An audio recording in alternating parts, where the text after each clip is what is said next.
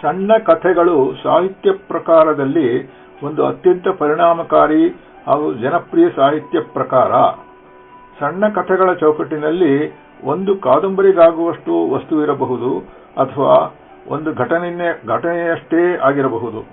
ವಿಸ್ತಾರವಾದ ಕಥೆಯನ್ನು ಅಥವಾ ಮನಕ್ಕೆ ತಟ್ಟಿರುವ ಒಂದು ಘಟನೆಯನ್ನು ಕೆಲವೇ ಪುಟಗಳಿಗೆ, ಕೆಲವೇ ಶಬ್ದಗಳಿಗೆ ಸೀಮಿತವಾಗಿರಿಸಿ ಹೇಳುವ ಕಲೆ ಸಾಧಿಸಿಕೊಂಡವರು ಸಣ್ಣ ಕಥಾ ಸಾಹಿತ್ಯ ಕ್ಷೇತ್ರದಲ್ಲಿ ಗಟ್ಟಿಯಾಗಿ ನೆಲೆಯೂರುತ್ತಾರೆ. ವಸ್ತುವಿನಲ್ಲಿ ಸ್ವಂತಿಕೆ ಇರಬೇಕಾದದ್ದು ಅತಿ ಮುಖ್ಯ. ಬರೆಯುವ ಶೈಲಿ ಒಬ್ಬೊಬ್ಬರದ್ದು ಒಂದೊಂದು ರೀತಿ, ಉಪಯೋಗಿಸುವ ಭಾಷೆ ಒಬ್ಬರಿಗಿಂತ ಇನ್ನೊಬ್ಬರದ್ದು ಭಿನ್ನ. ಆ ಭಿನ್ನತೆಯಿಂದಲೇ ಒಬ್ಬ ಕಥೆಗಾರನನ್ನು ಅಥವಾ ಕಥೆಗಾರಳನ್ನು ಇದು ಇವನದ್ದೇ ಅಥವಾ ಇವಳದ್ದೇ ಕಥೆ ಎಂದು ಗುರುತಿಸುವುದು ಸಾಧ್ಯ. ಒಬ್ಬರಂತೆ ಇನ್ನೊಬ್ಬರು ಬರೆಯುವುದು ಸಾಧ್ಯವಿಲ್ಲ. ಈ ವೈವಿಧ್ಯತೆಯಿಂದಲೇ ಸಣ್ಣ ಕಥಾ ಜಗತ್ತು ಇಂದು ಶ್ರೀಮಂತವಾಗಿದೆ. ಶ್ರೀಮತಿ ಗಿರಿಜಾರಾಜ್ ಅವರ ಒಲವೆಂಬ ಸುಂದರ ಒಗಟು ಕಥಾ ಸಂಕಲನದಲ್ಲಿನ ಅದೇ ಶೀರ್ಷಿಕೆಯಲ್ಲಿನ ಕಥೆ ಒಲವೆಂಬ ಸುಂದರ ಒಗಟು ಕುರಿತಾಗಿ ಶ್ರೀಮತಿ ಉಷಾ ಪಿ ರೈ ಅವರ ಅನಿಸಿಕೆಗಳು ಹೀಗಿವೆ. ಒಲವೆಂಬ ಸುಂದರ ಒಗಟು ಕಥೆಯಲ್ಲಿ ಒಗಟು ಎದ್ದು ಕಾಣುತ್ತದೆ. ಮದುವೆಯಾಗುವ ಗಂಡನನ್ನು ಪ್ರೀತಿಯ ಹೊಳೆಯಲ್ಲಿ ಮೀಸಬೇಕು ಎನ್ನುವ ಕನಸು ಹೊತ್ತವಳ ಕನಸುಗಳೆಲ್ಲವನ್ನೂ ಮದುವೆಯಾದ ಮೇಲೆ ದೊರೆತ ಗಂಡನ ಮೊದಲ ಒದೆತ ಸುಟ್ಟು ಬೂದಿ ಮಾಡುತ್ತದೆ. ಸದಾ ಸಿಟ್ಟಿಗೇಳುವ, ಕೆಲವೊಮ್ಮೆ ಸಿಟ್ಟಿನಿಂದ ಕೈಯೆತ್ತುವ, ಕೆಲವೊಮ್ಮೆ ಹೊಡೆದೇ ಬಿಡುವ ಗಂಡನ ನಿಜವಾದ ಒಲವನ್ನು ಅರ್ಥ ಮಾಡಿಕೊಳ್ಳಲಾಗದೆ ಅವನೊಡನೆ ಜೀವಿಸುವ ಸಾಧ್ಯತೆಯೇ ಇಲ್ಲವೆಂದು ಅವನಿಂದ ದೂರವಾಗುವ ನಾಯಕಿ ವಿಚ್ಛೇದನ ತೆಗೆದುಕೊಳ್ಳುವ ನಿರ್ಧಾರಕ್ಕೆ ಬರುತ್ತಾಳೆ. ಅವನ ಬೇರೆ ಒಳ್ಳೆಯತನಗಳು ಅವಳಿಗೆ ಕಾಣಿಸುವುದೇ ಇಲ್ಲ. ಆಗ ಅವಳ ಗೆಳತಿಯ ಪ್ರವೇಶವಾಗುತ್ತದೆ. ಒಬ್ಬರನ್ನೊಬ್ಬರು ಅತಿಯಾಗಿ ಪ್ರೀತಿಸುತ್ತಿದ್ದ ಮಾದರಿ ಗಂಡ ಹೆಂಡತಿಯರಂತಿದ್ದ ಆ ದಂಪತಿಗಳು ವಿಚ್ಛೇದನ ಪಡೆದ ಸಂಗತಿ ತಿಳಿದು ನಾಯಕಿಗೆ ನಂಬಲಾಗುವುದಿಲ್ಲ. ಆಗ ಆ ಗೆಳತಿ ಸಿಟ್ಟಿನಿಂದ ಕೈ ಎತ್ತುವುದು ಅವನಿಗೆ ಅವನ ಅಪ್ಪನಿಂದ ಬಂದ ಬಳುವಳಿ ಇರಬಹುದು, ಅದನ್ನು ಪ್ರೀತಿಯಿಂದ ಸರಿಪಡಿಸಬಹುದು ಎನ್ನುತ್ತಾ ನಾಯಕಿಯ ಗಂಡನ ಬೇರೆ ಒಳ್ಳೆಯ ಗುಣಗಳ ಪರಿಚಯ ಮಾಡಿಸುತ್ತಾಳೆ. ಒಲವೆನ್ನುವುದು ಒಂದು ಸುಂದರ ಒಗಟು. ಅದನ್ನು ತಾಳ್ಮೆಯಿಂದ ವಿವೇಚನೆಯಿಂದ ಬಿಡಿಸಿದರೆ ಜೀವನ ಸುಂದರವಾಗುತ್ತೆ ಎನ್ನುತ್ತಾ ತನ್ನ ಗಂಡ ತನಗೆ ಮಾಡಿದ ಮೋಸಗಳ ಕಥೆ ಹೇಳುತ್ತಾ ಹೋಗುತ್ತಾಳೆ. ಗೆಳೆಯತಿಯ ಮಾತು ಕೇಳುತ್ತಾ ಗಂಡನ ಸಿಟ್ಟಿನ ಮುಖ ಅವಳಿಗೆ ಪ್ರಿಯವಾಗುತ್ತಾ ಹೋಗುತ್ತದೆ. ಒಲವೆಂಬ ಸುಂದರ ಒಗಟು. ನನಗೆ ಪ್ರಸಾದನ ಮೇಲೆ ಎಷ್ಟೇ ಕೋಪವಿದ್ದರೂ 6 ತಿಂಗಳ ನಂತರ ಹೇಗಿರುತ್ತಾನೋ ನೋಡಬೇಕು ಎಂಬ ಕುತೂಹಲ ಇತ್ತು. 1.5 ವರ್ಷದ ದಾಂಪತ್ಯ ಜೀವನದಲ್ಲಿ ಸರಸಕ್ಕಿಂತ ವಿರಸವೇ ಹೆಚ್ಚು. ಇವತ್ತು ಅವನ ಜೊತೆಯಲ್ಲಿ ಎಚ್ಚರಿಕೆಯಿಂದ ಜಗಳವಾಡದ ಹಾಗೆ ನನ್ನ ಮಾತುಗಳ ಮೇಲೆ ಗಮನ ಇಡಬೇಕು. ಬೇಡವೆಂದರೂ ಚಿಕ್ಕಮ್ಮ ಹಠ ಹಿಡಿದುಕೊಂಡು ಜೊತೆಯಲ್ಲಿ ಬಂದಿದ್ದಾರೆ. ಅಮ್ಮ ಹೋದ ಮೇಲೆ ನನಗೆ ತಾಯಿ ಪ್ರೀತಿ ಸಿಕ್ಕಿದ್ದೇ ಅವರಿಂದ. ಸ್ವಲ್ಪ ಮಾತು ಕತೆ ಹೊರಟು. ಅವರದೊಂದು ದೌರ್ಬಲ್ಯವೆಂದರೆ ವಾಚಾಳಿತನ. ಅದನ್ನು ನಿಯಂತ್ರಿಸಲು ಬಲು ಕಷ್ಟವಾಗುತ್ತಿತ್ತು. ಆದರೂ ಹೃದಯವಂತಳು. ನನ್ನ ಜೀವನ ಸರಿ ಹೋಗಬೇಕು ಎಂಬ ಆಸೆ ಹೊತ್ತು ಜೊತೆಯಲ್ಲಿ ಬಂದಿದ್ದಾಳೆ. ಇಬ್ಬರೂ ಮಾತನಾಡುವಾಗ ನಾನಿರುವುದಿಲ್ಲ, ಆಚೆ ಇರುತ್ತೇನೆ. ಈಚೆ ಬರುವಾಗ ಇಬ್ಬರೂ ನಗುನಗುತ್ತಾ ಕೈ ಹಿಡಿದುಕೊಂಡು ಬರಬೇಕು. ಇಲ್ಲದಿದ್ದರೆ ನಿನ್ನ ಕೊಂದೇ ಬಿಡುತ್ತೇನೆ ಅಂದು ಗದ್ದ ಹಿಡಿದು ಮುದ್ದಿಸಿ ಹೇಳಿದ್ದಳು. ಚಿಕ್ಕಮ್ಮನಿಗೆ ಕುಕ್ಕಲಾತಿ ಹೆಚ್ಚಾದಾಗ ಮಾತಿನಲ್ಲೇ ಕೊಲ್ಲುವುದು, ಸಿಗಿಯುವುದು, ಒಗೆಯುವುದು, ಗುದ್ದುವುದು, ಚುಚ್ಚುವುದು ಇಂಥ ಭಾಷೆ ಸರಾಗವಾಗಿ ಬಾಯಿಂದ ಬರುತ್ತದೆ. ನಾನು ಚಿಕ್ಕಮ್ಮ ಆ ಹೋಟೆಲ್ ಒಳಗಡೆ ಹೋಗಿ ಅವನು ಹೇಳಿದ್ದ ಸಂಕೇತ ಸ್ಥಳದಲ್ಲಿ ಕುಳಿತೆವು. ಚಿಕ್ಕಮ್ಮ ಮತ್ತೆ ವಟಗುಡಲಾರಂಭಿಸಿದರು. ಪ್ರಸೂನಾ, ನೋಡು, ಈಗ ಮಾಡಿಕೊಂಡಿರುವ ಅವಾಂತರವೇ ಸಾಕು. ಡೈವರ್ಸ್ವರೆಗೂ ಹೋಗಬೇಡಿ. ಮದುವೆಯಾಗಿ 1.5 ವರ್ಷಕ್ಕೆ ಈ ಸ್ಥಿತಿ. ಅವನೆಲ್ಲೋ, ನೀನೆಲ್ಲೋ. ನಿಮ್ಮಮ್ಮ ನಿನ್ನ ಜವಾಬ್ದಾರಿ ನನ್ನ ಮೇಲೆ ಹೊರಿಸಿ ನಿಶ್ಚಿಂತೆಯಾಗಿ ಕಣ್ಮುಚ್ಕೊಂಡ್ಲು ಎಂದು ಶುರು ಮಾಡಿದರು. ನನಗೆ ತಲೆ ಚಿಟ್ಟು ಹಿಡಿದ ಹಾಗಾಯಿತು. ಆ ಕಡೆ ಈ ಕಡೆ ನೋಡಿದೆ. ಜನ ವಿರಳವಾಗಿ ಅಲ್ಲೊಬ್ಬರು ಇಲ್ಲೊಬ್ಬರು ಕುಳಿತಿದ್ದರು. ಚಿಕ್ಕಮ್ಮ, ಈಗ ಅದೆಲ್ಲ ಬೇಕಾ? ಸುಮ್ಮನಿರಿ ಎಂದೆ. ಅದು ಸುಮ್ಮನಿರುವ ಜೀವವೇ? ಎಲ್ಲಾರನ್ನೂ ಸುಮ್ಮನಿರಿಸೋಳು ನೀನು. ನಾನಂತೂ ಸುಮ್ಮನಿರೋಳ. ಒಳ್ಳೆ ಹುಡುಗನೇ, ದೊಡ್ಡ ಮನೆ ಹುಡುಗ, ಸ್ವಲ್ಪ ಜೋರು ಅಷ್ಟೇ. ಇಬ್ಬರೂ ಒಂದಾಗಿ ಮತ್ತೆ ಗಲಾಟೆ ಮಾಡ್ಕೋಬೇಡಿ. ನೀವೇನ್ ಮಾಡ್ತೀರಾ? ಜೀವನದ ಕಷ್ಟ ಗೊತ್ತಿಲ್ಲ ಇಬ್ಬರಿಗೂ. ನೀನು 2 ಹೆರಬೇಕು, ಅವನು ಆ ಮಕ್ಕಳ ಕುಂಡಿ ತೊಳಿಬೇಕು. ಆಗ್ಲೇ ಗೊತ್ತಾಗೋದು ಬದುಕು ಏನೋ ಅಂತ. ಇಬ್ರೂ ಜೊತೆ ಚೆನ್ನಾಗಿ ದುಡಿತೀರಾ, ಅದಕ್ಕೆ ಜಂಬ ಸದಾ ಕೈ ತುಂಬ ಕಾಸು ಓಡಾಡ್ತದೆ. ನಾನು, ಚಿಕ್ಕಮ್ಮ ಏನಪ್ಪ ಹೇಗೆ ಮಾತಾಡ್ತೀರಾ, ಯಾರಾದ್ರೂ ಕೇಳಿಸ್ಕೊಂಡಾರು, ಅವರು ಬಂದಾಗ ನೀವು ಇಲ್ಲಿರಬೇಡಿ ಎಂದೆ. ಅಯ್ಯೋ ಗೊತ್ತು ಮಹಾತಾಯಿ, ನಾನಾಗ್ಲೇ ಮಾತು ಕೊಟ್ಟಿಲ್ವಾ, ನಾನು ಇಲ್ಲೇ ಮುಂದೆ ಗಾರ್ಡನ್ನಲ್ಲಿ ಕುಳಿತಿರ್ತೀನಿ ಎಂದು ಹೊರಡಲನು ಆದಾಗ ನಾನು ದೀರ್ಘವಾಗಿ ಉಸಿರು ಬಿಟ್ಟೆ. ಅಲ್ಲಿಯೂ ಚಿಕ್ಕಮ್ಮ ಸುಮ್ಮನೆ ಯಾರನ್ನೂ ಮಾತನಾಡಿಸದೆ ಮೌನವಾಗಿ ಕುಳಿತುಕೊಳ್ಳುತ್ತಾರೆ ಎಂಬ ನಂಬಿಕೆ ಸುಧಾರಾಮ್ ಇರಲಿಲ್ಲ. ಅಲ್ಲಿರುವ ಕಲ್ಲು, ಹೂವು, ಮರ, ಮಣ್ಣು ಮಾತನಾಡುವ ಹಾಗಿದ್ರೆ ಚಿಕ್ಕಮ್ಮ ಸೈಲೆಂಟ್ ಆಗಿ ಒಬ್ರೆ ಕೂತ್ಕೊಳ್ಳಿ ಎಂದೇ ನಗುತ್ತಾ. ಆಹಾ ಮಳ್ಳಿ, ಸುಮ್ಮನೆ ಬಾಯಿ ಮುಚ್ಚೆ, ನಾನೇನು ಗೊಂಬೇನೋ ಅಲ್ಲ ಗೂಬೇನೋ ಅಲ್ಲ ಒಬ್ಳೆ ಕೂತ್ಕೊಳ್ಳಕ್ಕೆ, ಯಾರಾದ್ರೂ ಸಿಗ್ತಾರೆ ಎಂದು ಗೊಣಗಿಕೊಂಡೇ ಹೋದರು. ಸದ್ಯ ಯಾರಿಗೆ ಗ್ರಹಚಾರ ಕೆಟ್ಟಿದೆಯೋ ಅಂತ ಮನಸ್ಸಿನಲ್ಲಿಯೇ ಅಂದುಕೊಂಡೆ. ನಾನು ಕೈ ಗಡಿಯಾರ ನೋಡಿಕೊಂಡೆ. ಇನ್ನೂ 20 ನಿಮಿಷವಿದೆ ಅವನು ಬರಲು. ಅದು ಸರಿ, ನಾವೇಕೆ ಇಷ್ಟು ಬೇಗ ಬಂದೆವು? ಅದಕ್ಕೆ ಚಿಕ್ಕಮ್ಮನೇ ಕಾರಣ. 20 ನಿಮಿಷ ಮುಂಚೆಯೇ ಪಾಪ ಅವರನ್ನು ಹೊರಗೆ ಸಾಗ ಹಾಕಿದೇನೋ.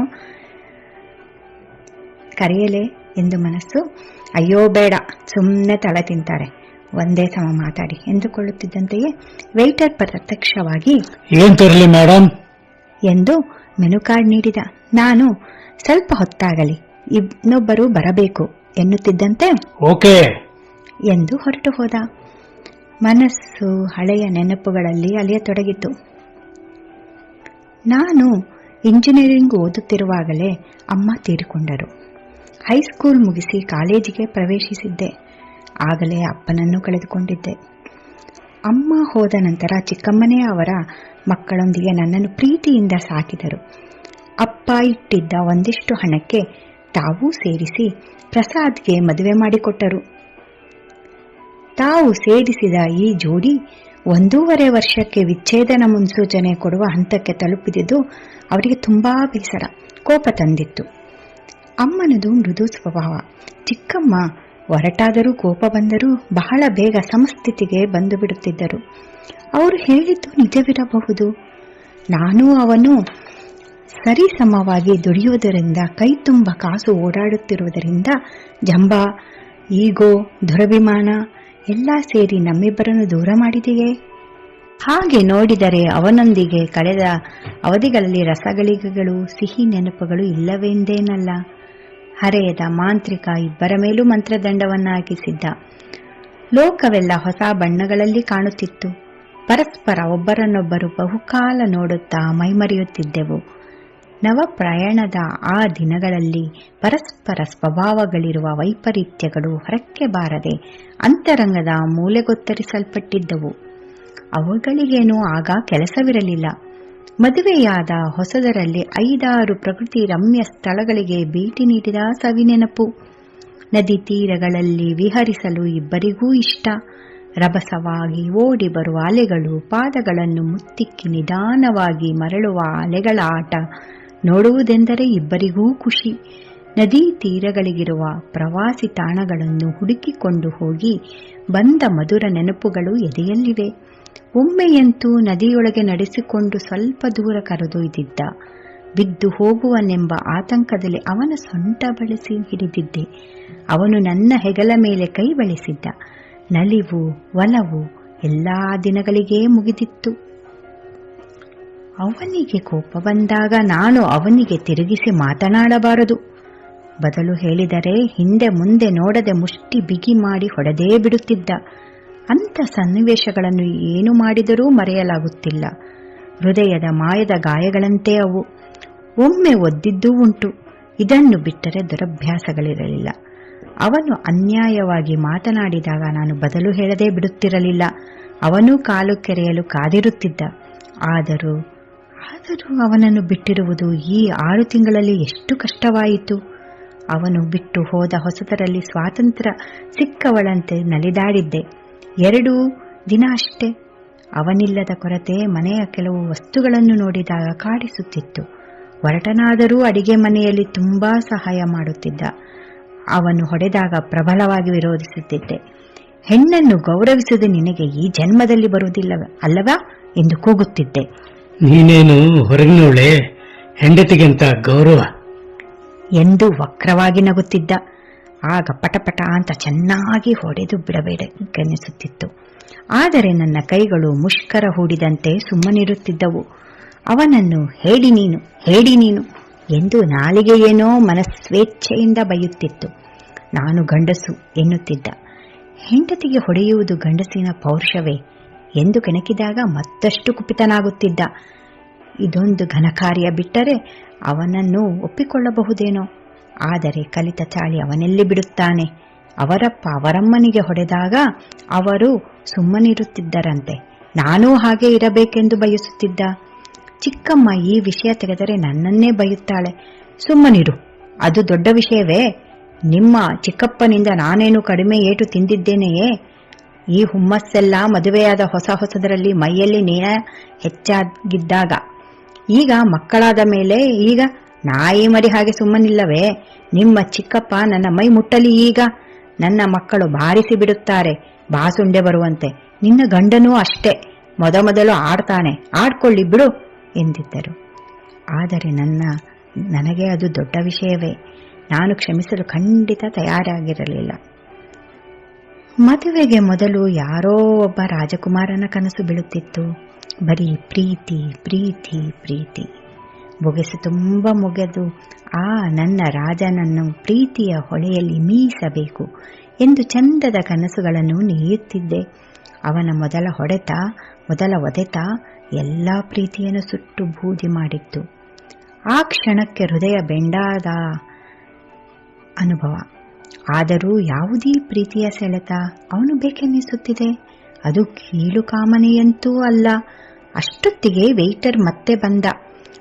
ಓ ತಡಿ, ಒಂದು ಟೀಯನ್ನಾದರೂ ತಗೊಂಡು ಬಾ, ಆಮೇಲೆ ಹೇಳುತ್ತೇನೆ ಎಂದು ಕೈಗಡಿಯಾರ ನೋಡಿಕೊಂಡೆ. ಯೋಚಿಸುತ್ತಾ ಸಮಯ ಹೋದದ್ದೇ ತಿಳಿಯಲಿಲ್ಲ. 5:15 ಬರುತ್ತೇನೆ ಅಂದಿದ್ದ. ಗಂಟೆ 6 ಪತ್ತೆ ಇಲ್ಲ. ಇದರಲ್ಲೂ ಅವನು ಗಂಡಸು, ಏನು ಮಾಡಿದರೂ ನಡೆಯುತ್ತದೆ ಎಂಬ ಹಮ್ಮು ತೋರಿಸಬೇಕಾ ಎಂದು ಹಲ್ಲು ಕಚ್ಚಿದೆ. ದೂರಕ್ಕೆ ಕಣ್ಣು ಹರಿಸಿದೆ. ಓ, ಅವನು ಬರುತ್ತಿದ್ದಾನೆ. ವಿನಾಕಾರಣ ಎದೆ ಹೊಡೆದುಕೊಂಡಿತು. ನಾಲಿಗೆ ಮಾತ್ರ ಗಂಡ ಬಂಡ. ಆಹಾಹ, ನಡುಗೆ ನೋಡು. ನಡೆಯೋದರಲ್ಲೂ ಎಲ್ಲಿಲ್ಲದ ಧಿಮಾಕು ಎಂದು ಪಿಸುಗುಟ್ಟಿತು. ಮನಸ್ಸು ಎಚ್ಚರಿಸಿತು. ಸಾಕು ಈ ಅಪಹಾಸ್ಯ. ಹೀಗೆ ಆಡುತ್ತಾ ಜೀವನವೇ ಒಂದು ದೊಡ್ಡ ಅಪಹಾಸ್ಯವನ್ನಾಗಿ ಹೋಗಿತು. ಎಚ್ಚರ. ಚಿಕ್ಕಮ್ಮನ ಮಾತುಗಳನ್ನು ಗಾಳಿಗೆ ತೂರಬೇಡ. ಪ್ರಯತ್ನಪೂರ್ವಕವಾಗಿ ಮೃದುವಾಗಿರಲು ಪ್ರಯತ್ನಿಸು ಎಂದಿತು. ಅಷ್ಟರಲ್ಲಿ ಅವನು ಹತ್ತಿರ ಬಂದಿದ್ದ.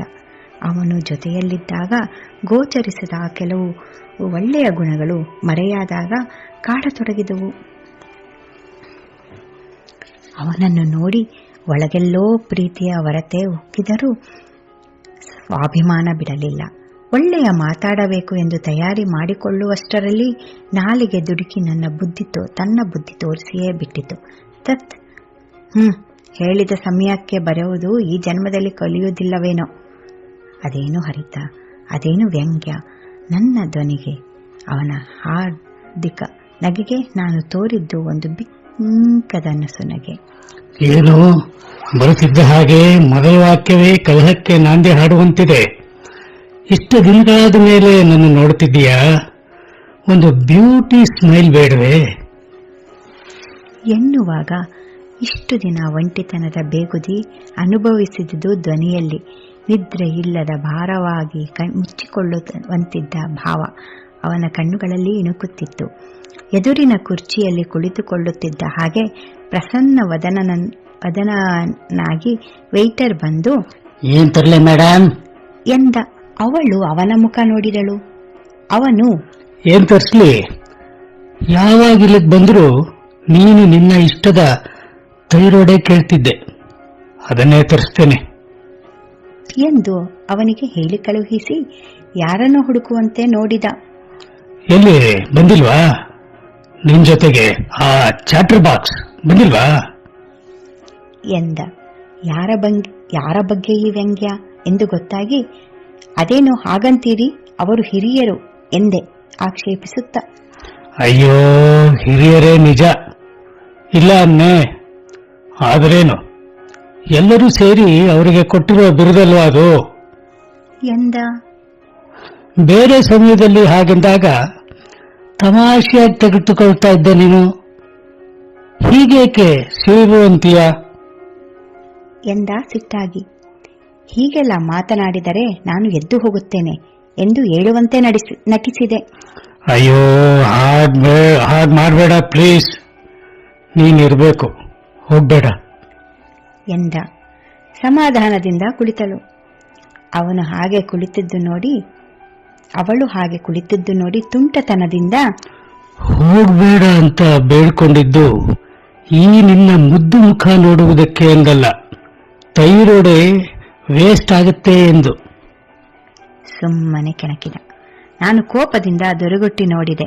ಅವನು, ಹೋಗ್ಲಿ ಬಿಡು, ನಾವು ಸ್ವಲ್ಪ ಹೊತ್ತು ಮಾತನಾಡುವುದೇ ಬೇಡ, ಮಾತೆತ್ತಿದ್ರೆ ಜಗಳ.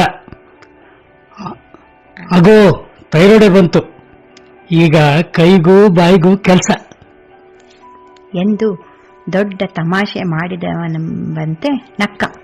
ನನ್ನೊಳಗೆ ಪ್ರಶ್ನೆ ಎದ್ದಿತು, ಏನಿದು ನಮ್ಮಿಬ್ಬರ ಕತೆ? ಆ ಜೋಯಿಸರು ನಮ್ಮಿಬ್ಬರ ಜಾತಕವನ್ನು ಸರಿಯಾಗಿ ಪರಿಶೀಲಿಸಿದರೋ ಇಲ್ಲವೋ? ಅದೆಷ್ಟು ಗಣಗಳು ಕೂಡುತ್ತವೆ ಎಂದರು. ಇಲ್ಲಿ ನೋಡಿದರೆ ಒಂದೂ ಕೂಡುತ್ತಿಲ್ಲ. ಅಷ್ಟರಲ್ಲಿ ತೈರು ವಡೆಯ ರುಚಿ ನನ್ನ ಕಡೆ ತನ್ನ ಗಮನ ಸೆಳೆಯಿತು. ಅದನ್ನು ಚಮಚೆಯಿಂದ ಚೂರು ಮಾಡಿ ತಿನ್ನುತ್ತಿದ್ದರೆ ಖುಷಿಯಾಯಿತು. ಮನಸ್ಸು ಸ್ವಲ್ಪ ಪ್ರಸನ್ನವಾಯಿತು. ಅವನ ಕಡೆ ನೋಡಿ ಒಂದು ಪ್ರೀತಿಯ ನಗು ಚೆಲ್ಲಿದೆ. ಧನ್ಯನಾದೆ, ತೈರೋಡೆ ತರಿಸಿದ್ದು ಸಾರ್ಥಕವಾಯಿತು. ಪ್ರಸೂ, ಇಷ್ಟು ದಿನ ನಾನಿಲ್ಲದೆ ಹೇಗೆ ಕಳೆದೆ? ಬೇಸರವಾಗಲಿಲ್ವೇ ಎಂದ. ಮೆಲ್ಲಗೆ ಎದುರಿಗೆ ಕುಳಿತಿದ್ದಂತೆಯೇ ಮುಂದಕ್ಕೆ ಬಾಗಿ ಪುಸುಗುಟ್ಟಿದ. ನಾನು ಅದಕ್ಕೆ ಉತ್ತರಿಸಲಿಲ್ಲ. ನೀನು ಕೋಪದಿಂದ ಕೆಂಪಾಗಿ ಆವೇಶ ಬಂದವನಂತೆ ಮುಷ್ಟಿ ಮಾಡಿ ಹೊಡೆದೇ ಬಿಡುತ್ತೀಯಲ್ಲ, ಅದು ಬಿಟ್ಟರೆ ಮತ್ತೆ ಒಂದಾಗಬಹುದೇನೋ ಪ್ರಸಾದ್ ಎಂದೆ. ಅವನು ಮುಂದೆ ಬಾಗಿದಂತೆಯೇ ಪ್ರಯತ್ನಿಸ್ತೇನೆ ಪ್ರಸೂ ಎಂದು ಮೆಲ್ಲನೆ ಅವಳ ಕೈ ಅದುಮಿದ. ಕೆಲ ಗಂಟೆಗಳಾದರೂ ತನಗೆ ಖುಷಿ ಕೊಟ್ಟಿದ್ದಾನೆ ಎಂಬ ಕುಕ್ಕುಲಾತಿಗೋ ಎಂಬಂತೆ ಮುದ್ದಾಗಿ ನಕ್ಕು ಅವನ ಮುಖದ ಮೇಲೆ ನವಿರಾಗಿ ಬೆರಳಾಡಿಸಿ ಹಿಂದಕ್ಕೆ ಮೃದುವಾಗಿ ತಳ್ಳಿದಳು. ಪ್ರಯತ್ನಿಸುತ್ತೇನೆ ಅಂದರೇನರ್ಥ? ಆ ಉತ್ತರ ನನಗೆ ತೃಪ್ತಿಯಿಲ್ಲ. ಸಾಯುವವರೆಗೆ ನಾನು ಆ ಸನ್ನಿವೇಶಗಳನ್ನು ಮರೆಯಲಾರೆ ಎಂದಳು. ಪ್ರಸೂ, ಪಾಸಿಟಿವ್ ಆಗಿ ಯೋಚಿಸು. ಹೆಂಡತಿಯ ಮೇಲೆ ಪ್ರೀತಿ ಹೆಚ್ಚಾಗಿರುವುದರಿಂದಲೇ ಗಂಡನಿಗೆ ಹೊಡೆಯುವ ಸಲಿಗೆ ಬರುತ್ತದೆ ಅಲ್ಲವೇ? ಅವನಿಗಲ್ಲದೆ ಹೆಂಡತಿಯನ್ನು ಹೊಡೆಯುವ ಹಕ್ಕು ಮತ್ಯಾರಿಗಿದೆ ಎಂದಾಗ ನನಗೆ ಬೇಸರವಾಗುತ್ತದೆ. ವಿಚಿತ್ರವಾದ ವಾದ ನಿನ್ನದು ಪ್ರಸಾದ್. ಗೌರವದ ವಿಷಯ ಬಂದಾಗಲೂ ಅಷ್ಟೇ. ಹೆಂಡತಿಗೆಂತ ಗೌರವ ಕೊಡುವುದು ಅಂತೀಯ? ನೀನೇನು ಹೊರಗಿನವಳ ಅಂತೀಯ. ಆದರೆ ಹೊರಗಿನ ಹೆಂಗಸರೊಂದಿಗೆ ಮಾತನಾಡುವಾಗ ಎಲ್ಲಿಲ್ಲದ ಗೌರವ, ಅಭಿಮಾನದಿಂದ ಮಾತನಾಡಿಸುತ್ತೀರಾ. ನಿನಗೆ ನೆನಪಿದೆಯಾ? ನನ್ನ ಗೆಳತಿ ಪ್ರಭಾ, ಅವಳ ಗಂಡನನ್ನು ನೆನೆಸಿಕೋ. ತಂಗಾಳಿ ಬೀಸಿದ ಹಾಗಾಗುತ್ತದೆ ಅವನ ವರ್ತನೆ. ಇನ್ಯಾವನನ್ನು ಹೊಗಳುವುದು ನನಗಿಷ್ಟ ಆಗೋದಿಲ್ಲ. ಈಗೇನು ನಾನು ನಿನಗೆ ಹೊಡೆಯಬಾರದು. ಆದಷ್ಟು ಪ್ರಯತ್ನಿಸ್ತೇನೆ. ನೀನು ನನಗೆ ಸಿಟ್ಟು ಬರುವ ಹಾಗೆ ಮಾಡಬಾರದು. ಅದನ್ನು ನೀನು ನೆನಪಿನಲ್ಲಿಟ್ಕೋ ಎನ್ನುತ್ತಾನೆ. ಹಾಗಾದರೆ ನನ್ನದೇ ತಪ್ಪು ಎನ್ನುತ್ತೀಯಾ ಎಂದು ರೇಗುತ್ತೇನೆ. ಹಾಗಲ್ಲ ಪ್ರಸೂ, ನನಗೆ ಕೋಪ ಯಾವ ಕ್ಷಣದಲ್ಲಿ ನನಗೆ ಅರಿವಿಲ್ಲದೆ ಬಂದು ಬಿಡುತ್ತದೋ ನನಗೇ ತಿಳಿಯದು. ಆಗ ನನಗೆ ಅರಿವಿಲ್ಲದಂತೆ ಹೊಡೆದು ಬಿಡುತ್ತೇನೆ. ಆ ಸಂದರ್ಭ ಬರದ ಹಾಗೆ ನೀನು ಜಾಣತನ ತೋರಿದರೆ ಇಬ್ಬರಿಗೂ ಸುಖವಾಗಿರಬಹುದು ಅಲ್ಲವೇ ಎನ್ನುತ್ತಾನೆ. ನನ್ನ ಮನಸ್ಸು ಅವನ ಈ ತೆರನ ಮಾತುಗಳಿಂದ ವ್ಯಗ್ರವಾಗುತ್ತಾ ಹೋಗುತ್ತದೆ. ನನಗೆ ಜಾಣತನದ ಬೋಧನೆ ಮಾಡುವ ಬದಲು ನೀನೇ ಜಾಣ್ಮೆಯಿಂದ ನಿವಾರಿಸಿಕೊಂಡರಾಗುವುದಲ್ಲವೇ ಎಂದು ರೇಗುತ್ತೇನೆ. ಕಣ್ಣುಗಳಿಂದ ಹನಿಗಳು ಉದುರುತ್ತವೆ. ಇದು ಸರಿ ಹೋಗುವುದಿಲ್ಲ ಎನಿಸುತ್ತದೆ. ಇಲ್ಲ ಪ್ರಸಾದ್, ನಾವಿಬ್ಬರು ಒಂದುಗೂಡುವುದು ಕಷ್ಟ ಎನಿಸುತ್ತದೆ ಎನ್ನುತ್ತೇನೆ. ಹಾಗೆನ್ಬೇಡ ಪ್ರಸೂ, ತಾಳ್ಮೆ ಇರಲಿ ಎನ್ನುತ್ತಾನೆ. ಇಲ್ಲ ಪ್ರಸಾದ್, ಬರುತ್ತೇನೆ. ಚಿಕ್ಕಮ್ಮ ಬಹಳ ಹೊತ್ತಿನಿಂದ ಕಾದಿದ್ದಾರೆ. ಮತ್ತೆಂದಾದರೂ ಭೇಟಿಯಾಗೋಣ ಎಂದು ಕರ್ಚೀಫಿನಿಂದ ಕಣ್ಣರಿಸಿಕೊಂಡು ಹೊರಟೇ ಬಿಡುತ್ತೇನೆ. ಅವನ ದನಿ ನನ್ನನ್ನು ಹಿಂಬಾಲಿಸಿ ಬರುತ್ತದೆ. ಪ್ರಸು, ಪ್ಲೀಸ್ ಪ್ಲೀಸ್, ಹೋಗ್ಬೇಡ ಹೋಗ್ಬೇಡ. ಕೈ ಹಿಡಿದು ನಗುತ್ತಾ ಹೊರಗೆ ಬರುತ್ತಾರೆ ಎಂದು ನೆನೆಸಿದ್ದ ಚಿಕ್ಕಮ್ಮ ನಾನು ದುಮ್ಮಾನದ ಮುಖವಿಟ್ಟುಕೊಂಡು ಒಬ್ಬಳೇ ಬರುತ್ತಿರುವುದನ್ನು ನೋಡಿ ಯಾರೊಂದಿಗೋ ಮಾತನಾಡುತ್ತಿದ್ದವರು ಓಡಿ ಬರುತ್ತಾರೆ. ಯಾಕೆ ಪ್ರಸು, ಅವನೆಲ್ಲಿ? ಹೊರಟು ಹೋದ ಎನ್ನುತ್ತೇನೆ ಭಾರವಾದ ಧ್ವನಿಯಲ್ಲಿ. ಏನಾಗಿದೆ ನಿನಗೆ? ಹೀಗೇಕೆ ಮಾಡಿಕೊಂಡೆ? ನೀನೆಲ್ಲೋ ಚೆನ್ನಾಗಿ ಜಗಳ ಕಾದಿರಬೇಕು. ಮುಂದೆ ನಿನ್ನ ಬದುಕು ಕಷ್ಟ ಕಣೆ. ಹೇಗೆಂದರೆ ಹಾಗೆ ಬದುಕುವುದು. ಇದು ಅಮೆರಿಕಾನೋ ಇನ್ನಾವುದೋ ದೇಶನೋ ಅಲ್ಲ ಎನ್ನುತ್ತಿದ್ದಂತೆ ಕಣ್ಣೀರು ತಂದುಕೊಳ್ಳುತ್ತಾರೆ. ಅವರ ವಾಚಾಳಿತನ ಎಲ್ಲಿ ಅಡಗಿ ಹೋಯಿತೋ ಮನೆಯವರಿಗೂ ಮಾತನಾಡದೆ ಮೌನಕ್ಕೆ ಶರಣಾಗುತ್ತಾರೆ. ಹೀಗೆ ಬದುಕು ಸಾಗುತ್ತಿರುವಾಗ ಗೆಳತಿ ಪ್ರಭಾಳ ಫೋನು ಬರುತ್ತದೆ. ಪ್ರಸು, ನಾನು ಅಲ್ಲಿಗೆ ಬರುತ್ತಿದ್ದೇನೆ. ಅಜ್ಜಿಯನ್ನು ನೋಡಲು ಬರಬೇಕು. ಹಾಗೆ ನಿನ್ನನ್ನು ನೋಡಿ ತುಂಬಾ ದಿನಗಳಾಯಿತು ಕಣೆ. ಮನೆಗೆ ಬರುತ್ತೇನೆ, ಖುಷಿಯಾಗುತ್ತದೆ. ಹೇಗಿದ್ದಾರೆ ನಿನ್ನ ಪ್ರೀತಿಯ ಮನ್ಮಥ? Perfect gentleman. ಅವರೊಟ್ಟಿಗೆ ಬರುತ್ತೀಯಾ ತಾನೇ ಎನ್ನುತ್ತೇನೆ. ಇಲ್ಲ, ಒಬ್ಬಳೇ ಬರುತ್ತೇನೆ ಎಂದು ಫೋನ್ ಕಟ್ ಮಾಡುತ್ತಾಳೆ. ಪ್ರಭಾ ನಾನು ಕಾಲೇಜಿನಲ್ಲಿ ಒಟ್ಟಿಗೆ ಓದುತ್ತಿದ್ದೆವು. ನಮ್ಮ ಗುಂಪಿನಲ್ಲೆಲ್ಲ ಎದ್ದು ಕಾಣುವ ರೂಪಸಿ. ಪದವಿ ಮುಗಿಸಿ ನಂತರ ಪ್ರಮೋದ್ ಎಂಬ 6 ಅಡಿ ಎತ್ತರದ ಸುಂದರ ತರುಣನನ್ನು ನೋಡಿ ಮದುವೆ ಮಾಡಿಕೊಂಡರು. ಮದುವೆಯಾದ ಹೊಸದರಲ್ಲಿ ನಮ್ಮ ಮನೆಗೆ ಬಂದಿದ್ದರು. ನಂತರವೂ ಅಲ್ಲಿ ಇಲ್ಲಿ ಮಾರ್ಕೆಟ್ನಲ್ಲಿ ಈ ಅಂದದ ಜೋಡಿ ಎದುರಾಗುತ್ತಿತ್ತು. ಪ್ರಮೋದನೊಂದಿಗೆ 2-3 ಸಲ ಮಾತನಾಡುವ ಸುಯೋಗ ಸಿಕ್ಕಿತು. ಎಂಥ ಮೃದು ಮನುಷ್ಯ, ಜಂಬ ಇಲ್ಲ, ದನಿಯೋ ಇನಿದನಿ. ಅವನು ಮಾತನಾಡುತ್ತಿದ್ದರೆ ಕಿವಿಗೆ ಜೇನು ಸುರಿದಂತೆ ಇರುತ್ತಿತ್ತು. ಪ್ರಭಾಳೆ ಅವನ ಗುಣಗಾನ ಮಾಡುತ್ತಿದ್ದಳು. 1-2 ಸಲ ನಂತರ ಅವನಿಗೆ ಬೇರೆ ಊರಿಗೆ ವರ್ಗವಾಗಿದ್ದರಿಂದ ಪ್ರಭಾ ಅವನೊಂದಿಗೆ ಹೊರಟು ಹೋಗಿದ್ದಳು. ಆ ದಿನ ಬೇಗ ಎದ್ದು ಚಿಕ್ಕಮ್ಮನಿಗೆ ಹೇಳಿ 2-3 ಭಕ್ಷ್ಯಗಳನ್ನು ಇಬ್ಬರೂ ಸೇರಿ ವಿಶೇಷವಾಗಿ ಮಾಡಿದೆವು. ಅವಳು ಹಿಂದಿನ ದಿನವೇ ಅಜ್ಜಿಯನ್ನು ನೋಡಲು ಬಂದವಳು ಇಂದು ನಮ್ಮ ಮನೆಗೆ ಬರುವವಳಿದ್ದಳು. ಪ್ರಭಾ ನಮ್ಮ ಮನೆಗೆ ಬಂದಾಗ ಮಧ್ಯಾಹ್ನ 2 ಆಗಿ ಹೋಗಿತ್ತು. ಏಕೋ ತುಂಬ ಸೊರಗಿದ ಹಾಗೆ ಕಂಡಿತು. ಗರ್ಭಿಣಿ ಇರಬಹುದೇ ಎನ್ನಿಸಿತು. ಆಮೇಲೆ ಕೇಳೋಣ ಎಂದು ಅವಳನ್ನು ಪ್ರೀತಿಯಿಂದ ಸ್ವಾಗತಿಸಿ ಅಪ್ಪುಗೆ ನೀಡಿ ಒಳಗೆ ಕರೆತಂದೆ. ಯಾಕೆ ಪ್ರಭಾ, ವೀಕಾಗಿದ್ದೀಯಾ ಎಂದು ಅವಳ ಕೈಗಳನ್ನು ಅದುಮುತ್ತ, ನೀನೇನು ಮಹಾ, ನೀನೂ ಸೊರಗಿದ್ದಿ ಕೊಂಚ ಎಂದು ನಕ್ಕಳು. ಚಿಕ್ಕಮ್ಮ ಮಾಡಿದ ರಸಕವಳ ಹೊಡೆದು ಕೋಣೆ ಸೇರಿದೆವು. ಪ್ರಭಾ ಯಾಕೆ ಪ್ರಮೋದ್ ಬರಲಿಲ್ಲ ಎಂದು ಕೇಳುತ್ತಿದ್ದ ಹಾಗೆ ಬಿಕ್ಕಿ ಬಿಕ್ಕಿ ಅಳುತ್ತಾ ನನ್ನನ್ನು ತಬ್ಬಿಕೊಂಡು ಬಿಟ್ಟಳು. ಏನಿದು ಪ್ರಭಾ, ಚಿಕ್ಕ ಮಕ್ಕಳ ಹಾಗೆ, ಏನಾಯ್ತು ಹೇಳು, ಕಣ್ಣೀರು ಒರೆಸಿಕೋ ಎಂದು ಸಂತೈಸಿದೆ. ಇನ್ನೆಲ್ಲಿಯ ಪ್ರಮೋದ್, ಡೈವೋರ್ಸ್ ಆಯ್ತು ಕಣೆ. ನನ್ನ ಕಿವಿದೆರೆಗಳನ್ನು ದಾಟಿ ಹೃದಯಕ್ಕೆ ಆ ಮಾತುಗಳು ತಲುಪಿದ್ದ ಹಾಗೆ ಎದೆ ಹೌಹಾರಿತು. ದಿಗ್ಭ್ರಮೆ ಕವಿದಂತಾಯಿತು. ಏನ್ ಹೇಳುತ್ತಿದ್ದೀಯ ಪ್ರಭಾ? ಪ್ರಮೋದ್ನಂತವನನ್ನು ಡೈವೋರ್ಸ್? ನನಗೇನು ಅರ್ಥವಾಗುತ್ತಿಲ್ಲ, ಬಿಡಿಸಿ ಹೇಳೆ ಎಂದೆ. ಮೇಲೆ ನೋಡುವವರಿಗೆ ಎಲ್ಲಾ ಚೆಂದ ಪ್ರಸು. ಮದುವೆಯಾಗಿ 2-3 ತಿಂಗಳು ಮರ್ಯಾದೆಯಾಗಿದ್ದಿದ್ದು ಅಷ್ಟೇ. ಆಮೇಲೆ ಅವರ ದುರಭ್ಯಾಸ, ದುಷ್ಟ ಚಾಳಿಗಳು ಒಂದೊಂದೇ ಬಯಲಾಯ್ತು ಕಣೆ. ನನಗಂತೂ ತಡೆದು ಸಾಕಾಯ್ತು. ಮೊದಲೇ ಮಾರನ ರೂಪ. ಹೆಣ್ಣುಗಳು ಮರಳಾಗುವುದು ಕಷ್ಟವೇನಿರಲಿಲ್ಲ. ಅನೈತಿಕ ಸಂಬಂಧಗಳು ಒಂದೊಂದೇ ಗೊತ್ತಾಗುತ್ತಿದ್ದಂತೆ ನಾನು ಭೂಮಿಗಿಳಿದು ಹೋದೆ ಪ್ರಸು. ಎಲ್ಲಾ ರೀತಿ ಹೇಳಿ ಆಯಿತು.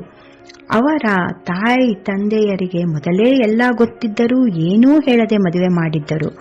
ಮದುವೆಯಾದರೆ ಮಗ ಸರಿ ಹೋಗುತ್ತಾನೆ ಎಂಬ ಆಸೆ ಅವರಿಗೆ ಇತ್ತೇನೋ. ಯಾರು ಹೇಳಿದರೂ ಅವರು ಆ ಚಾಳಿಗಳನ್ನು ಬಿಡಲಿಲ್ಲ. ಸಿಗರೇಟು, ಕುಡಿತಗಳೂ ಇದ್ದವು. ಕೊನೆಗೆ ಬೇರೆ ವಿಧಿಯಿಲ್ಲದೆ ಡೈವೋರ್ಸ್ ತಗೊಂಡಿದ್ದಾಯಿತು. ಈಗ ಹೀಗಿದ್ದೇನೆ ನೋಡು. ಅವನಿಗೆ ಮತ್ತೆ ಮದುವೆಯಾಗೂ ಆಯಿತೆಂಬ ಸುದ್ದಿ ತಲುಪಿತು. ಅದಾವ ಹೆಣ್ಣು ಬಲಿಯಾಯಿತು. ಬಿಡು ಆ ಕತೆ. ನಿನ್ನದೇನು ಕತೆ? ನನಗೆ ಇದೇನು ನಿಜವೇ?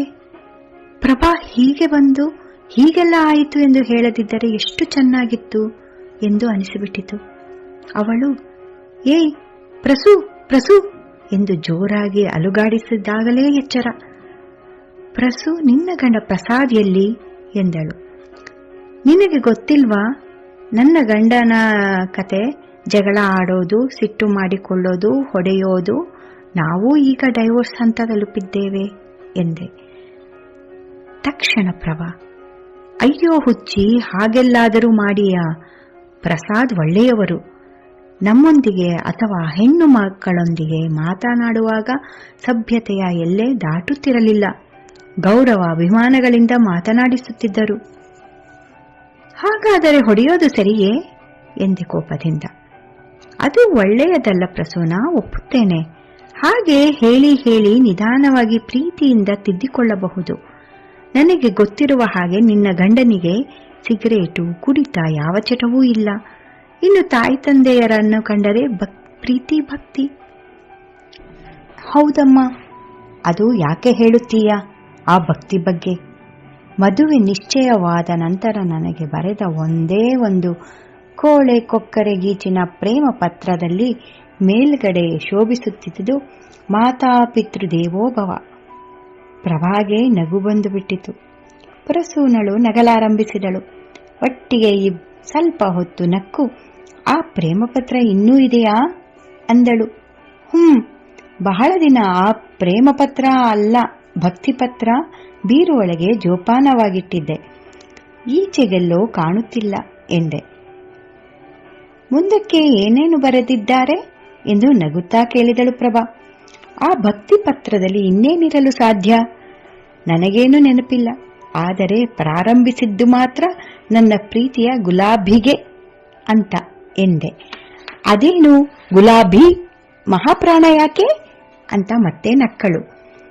ಯಾಕೆ ಅಂದರೆ ಒಲವನ್ನು ಒತ್ತಿ ಹೇಳಬೇಕಲ್ವಾ ಎಂದಾಗ ಮತ್ತೆ ಇಬ್ಬರ ನಡುವೆ ಸುಮಾರು ಹೊತ್ತು ನಗುವಿನ ಅಲೆ ಎದ್ದವು. ಹೀಗೆ ನಕ್ಕು ಎಷ್ಟೋ ದಿನಗಳಾಗಿತ್ತು. ಪ್ರಸು, ಅವಳ ಧ್ವನಿ ಭಾರವಾಯಿತು. ಅರೆಕ್ಷಣ ಬಿಟ್ಟು ಅವಳು ಗಂಭೀರ ದನಿಯಲ್ಲಿ, ನಿನ್ನ ಗಂಡನಲ್ಲಿ ಕೃತ್ರಿಮತೆ ಇಲ್ಲ ಪ್ರಸು. ಸೀದಾ ಸಾದಾ ಮನುಷ್ಯ. ಹೊಡೆಯುವ ಸ್ವಭಾವ ಬಹುಶಃ ಅವರ ಕುಟುಂಬದಲ್ಲಿ ಚಿಕ್ಕಂದಿನಿಂದ ಬೆಳೆದ ವಾತಾವರಣದ ಪ್ರಭಾವವಿರಬಹುದು. ಅವರಲ್ಲಿ ಒಳಗೊಂದು ಹೊರಗೊಂದು ಇಲ್ಲ. ಮೊದಲು ಆಗಾಗ ಇಲ್ಲಿ ಸಿಕ್ಕಿದಾಗಲೆಲ್ಲ ನಾನು ಅವರ ವರ್ತನೆ, ಮಾತುಕತೆ ಗಮನಿಸಿದ್ದೇನೆ. ನಿಮ್ಮ ಚಿಕ್ಕಮ್ಮ ಹೇಳುವಂತೆ 1-2 ಮಕ್ಕಳಾದ ಮೇಲೆ ಬದಲಾಗುತ್ತಾರೆ. ದೇಹಕ್ಕೆ ಬಿದ್ದ ಏಟುಗಳನ್ನು ಮರೆಯಬಹುದು ಪ್ರಸು. ಮನಸ್ಸಿನ ಮೇಲೆ ಎಂಥ ಏಟುಗಳನ್ನು ಕೊಟ್ಟ ನನ್ನ ಗಂಡ, ಅದೆಂದೂ ಮಾಯದ ಗಾಯ ಪ್ರಸು. ದಾಂಪತ್ಯ ಜೀವನದ ಬುಡಕ್ಕೆ ಕೊಡಲಿ ಹಾಕಿದ. ಅವನ ಸುಂದರ ರೂಪದ ಹಿಂದೆ ಇಂಥ ಕೀರ್ತನ ಅಡಗಿತ್ತೆಂದು ಯಾರಿಗೆ ಗೊತ್ತು? ನನಗೆ ನನ್ನ ಜೀವನದ ಸಿಕ್ಕುಗಳೇ ದೊಡ್ಡವು ಎಂದು ಯೋಚಿಸಿ ದಣಿಯುತ್ತಿದ್ದವಳಿಗೆ ಒಂದು ಕ್ಷಣ ತಲೆಯೇ ಓಡದಂತೆನಿಸಿತು. ಏನೇ ವಿಪರ್ಯಾಸಗಳು ಎನಿಸತೊಡಗಿತು. ಪ್ರಸಾದನ ಬಗ್ಗೆ ಯೋಚಿಸತೊಡಗಿದಂತೆ ಅವನ ಬೇಗ ಬಿಗಿದುಕೊಳ್ಳುವ ಸಿಟ್ಟಿನ ಮುಖದ ಮುಂದೆ ನಿಂತಂತಾಯಿತು. ಈಗ ನನಗೆ ಕೋಪ ಬರುವ ಬದಲು ಅದೇ ಅಪ್ಯಾಯಮಾನವಾಗಿ ತೋರಿತು. ನನ್ನ ಅದರಗಳ ಮೇಲೆ ಹೊಸ ಆಶಯ ಮುಗುಳುನಗೆ ಮೂಡಿತು. ಆದರೂ ಗಂಡ ಹೊಡೆಯುವುದನ್ನು ನೆನೆಸಿಕೊಂಡಾಗ ಎದೆಯಲ್ಲಿ ಕಲ್ಲೊತ್ತಿದ ಅನುಭವ. ಇಲ್ಲ, ನಾನು ಹೊಡೆಯುವುದಿಲ್ಲ. ನಿನಗಾಗಿಯೇ ನನ್ನ ಮನಸ್ಸನ್ನು ನಿಯಂತ್ರಿಸಿಕೊಳ್ಳುತ್ತೇನೆ ಎಂದೇಕೆ ಹೇಳುವುದಿಲ್ಲ? ಜೊತೆಯಲ್ಲಿಯೇ ಇನ್ನೊಂದು ಪ್ರಶ್ನೆ ತಲೆ ಎತ್ತಿ ಕಣಕುತ್ತದೆ.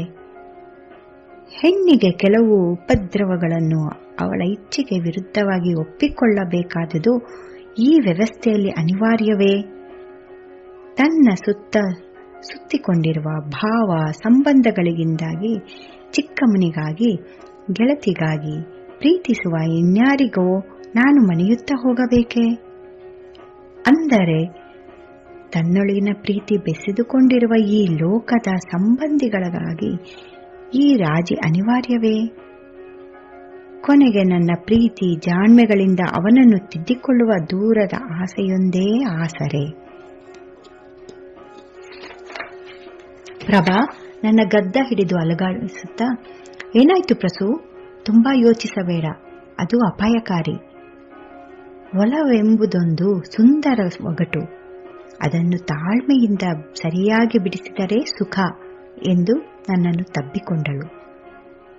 ಅರೆಕ್ಷಣ ಬಿಟ್ಟು, ಆದರೆ ನನ್ನದು ಸುಂದರ ಒಗಟಾಗಿರುವ ಬದಲು ಬಿಡಿಸಲಾರದ ಕಗ್ಗಂಟಾಗಿದ್ದು ನನ್ನ ದುರದೃಷ್ಟ. ಆದರೂ ನಾನು ಬದುಕುತ್ತೇನೆ ಪ್ರಸು, ಈ ನನ್ನ ಹೊಟ್ಟೆಯಲ್ಲಿ ಬೆಳೆಯುತ್ತಿರುವ ಕಂದನಿಗಾಗಿ ಎಂದಾಗ ನನಗೆ ಅಚ್ಚರಿ. ಕಳ್ಳಿ ನನಗೆ ಹೇಳಲೇ ಇಲ್ಲವಲ್ಲೇ? ಹುಟ್ಟಿ ಬರುವ ಅವಳು ಇಲ್ಲ ಅವನು ಬಿಡಿಸುತ್ತಾರೆ ಬಿಡು ನಿನ್ನ ಬಾಳಿನ ಕಗ್ಗಂಟನ್ನು ಎಂದು ಅವಳ ಉಬ್ಬಿದ ಹೊಟ್ಟೆಯ ಮೇಲೆ ಮೃದುವಾಗಿ